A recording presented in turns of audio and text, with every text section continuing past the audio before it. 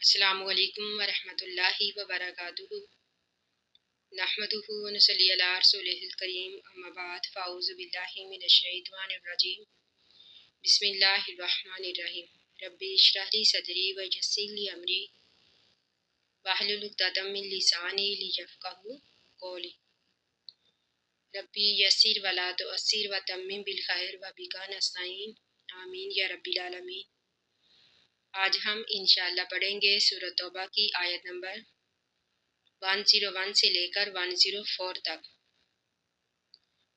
اللہ تعالیٰ قرآن پاک میں فرماتے ہیں وَمِمَّنْ حَوْلَكُمْ مِنَ الْأَعْرَابِ، وَمِمَّنْ اور وہ جو حَوْلَكُمْ تمہارے آس پاس ہیں۔ اللہ تعالیٰ اس آیت میں ہمارے نبی سے مخاطب ہیں۔ اللہ تعالیٰ فرماتے ہیں کہ نبی صلی اللہ علیہ وآلہ وسلم وہ لوگ جو تمہارے آس پاس ہیں من العرابی دیہاتیوں میں سے، یعنی دیہات کے رہنے والے، شہر سے دور گاؤں میں رہنے والے، منافقون ان میں سے بعض منافق ہیں، ومن اہل المدینہ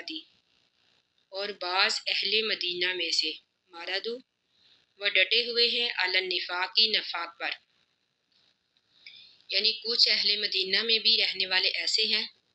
جو نفاق پر ڈٹے ہوئے ہیں۔ ماردو کا معنی ہے کسی چیز پر ڈٹے رہنا، یعنی کسی چیز کی طرف سختی کرنا، یعنی سپاٹ ہونا کسی چیز کے لیے۔ ماردو علی النفاق یعنی انہوں نے اپنے آپ کو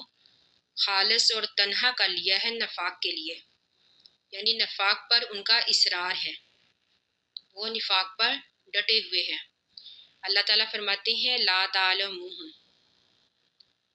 لا تعلموہم نہیں آپ جانتے ان کو،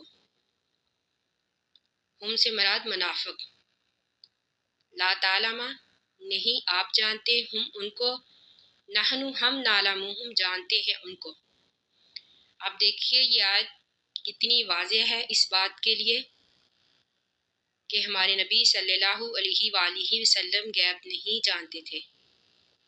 اللہ تعالیٰ سے دعا ہے کہ اللہ تعالیٰ اہل بدعت کو قرآن پاک سمجھنے کی توفیق عطا فرمائے۔ یعنی اللہ تعالیٰ نے فرمایا لا تعلموہم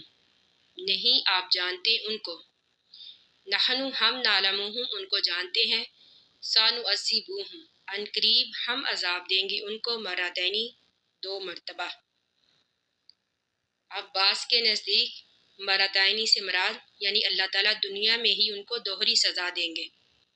پھر اللہ تعالیٰ فرماتے ہیں ثم یردون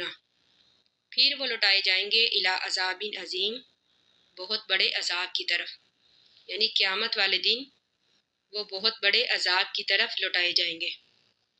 وآخرون اور دوسرے کئی ایسے ہیں، اعترفوا جنہوں نے اعتراف کیا بذنوبہم اپنے گناہوں کا، یعنی ان سے مراد وہ مسلمان ہیں جو بغیر کسی عذر کے صرف سستی کی بنا پر غزوہ تبوک میں نہیں گئے، لیکن انہیں اپنی غلطی کا اعتراف ہو گیا اور انہوں نے توبہ کر لی۔ اللہ تعالیٰ فرماتے ہیں وآخرون دوسرے کئی ایسے ہیں اعترفوا جنہوں نے اعتراف کیا بذنوبہم اپنے گناہوں کا، خالطوا انہوں نے ملے جلے عمل کیے، عملاً صالحاً نیک عمل بھی کیے، یعنی غزوہ تبوک پر نہ جانے سے پہلے انہوں نے کئی اچھے عمل کیے، یعنی کئی اور جہاد میں گئے نبی اکرم صلی اللہ علیہ وآلہ وسلم کے ساتھ۔ وآخرہ اور کئی ایسے عمل کیے سیئاً برے، یعنی خالطوا ملے جلے عمل کیے، عملاً صالحاً نیک عمل بھی، وآخرہ سیئاً اور دوسرے برے بھی، یعنی غزوہ تبوک پر جو نہیں گئے اس سے مراد انہوں نے برا عمل کیا۔ عسى اللہ قریب ہے اللہ تعالیٰ ان یتوب علیہم یہ کہ توبہ قبول کرے ان کی، ان اللہ بے شک اللہ تعالیٰ غفور معاف کرنے والا ہے، رحیم مہربان ہے۔ یعنی یہ اللہ تعالیٰ کی طرف سے اس بات کا یقین دلاتی ہے یہ آیت کہ اللہ تعالیٰ نے انہیں معاف کر دیا، یعنی گناہوں کا اعتراف کرنے کی وجہ سے، یعنی انہوں نے توبہ کر لی تو اللہ تعالیٰ نے انہیں معاف کر دیا، بے شک اللہ تعالیٰ معاف کرنے والا ہے، مہربان ہے۔ خوز پکڑیے من اموالہم ان کے مال میں سے صدقاتن صدقہ، یعنی خوز جو ہے یہ امر کا صیغہ ہے۔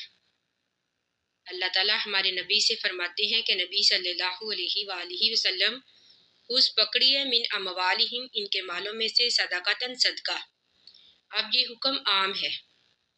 ان صحابہ کرام کے لیے بھی جنہوں نے توبہ کی، اپنے گناہ کا اعتراف کیا، اور باقی تمام مسلمانوں کے لیے بھی۔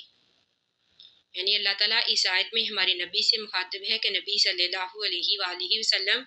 خذ من اموالہم صدقاتن، پکڑیے ان کے مالوں میں سے صدقہ، تطہرہم ان کو پاک کرے،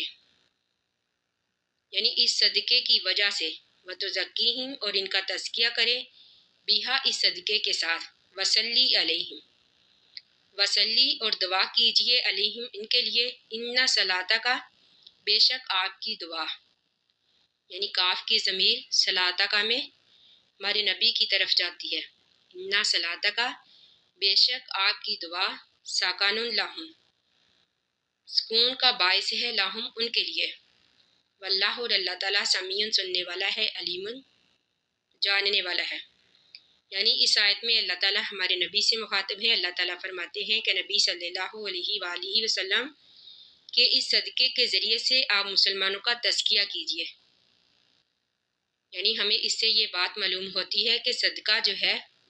انسان کے اخلاق و کردار کی طہارت و پاکیزگی کا ذریعہ ہے، اور اس کے علاوہ صدقے کو صدقہ اس لیے کہا جاتا ہے، یہ اس بات کی دلیل کرتا ہے کہ یہ انسان جو ہے اپنے دعویٰ ایمان میں صادق ہے،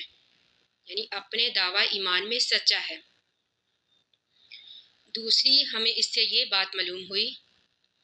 کہ صدقہ لینے والے کو چاہیے کہ صدقہ دینے والے کے لیے دعا کرے،